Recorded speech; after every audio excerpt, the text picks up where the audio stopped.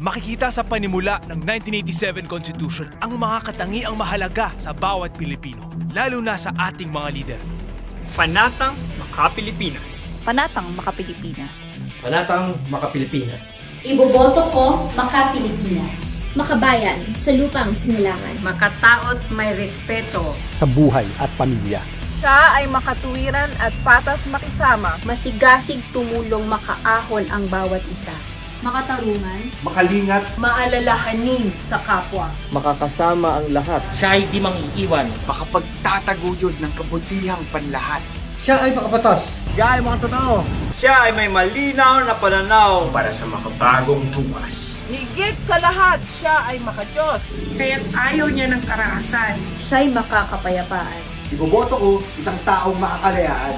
Isang leader na makakaligtasan. Isang Pilipinong makabuluhan at magino ang pamumuhay. Sa isip, sa salita, at sa gawa. Gabayan ang Pilipinong bumoto ng responsable. Yan naman ang aming panata sa BBCRV.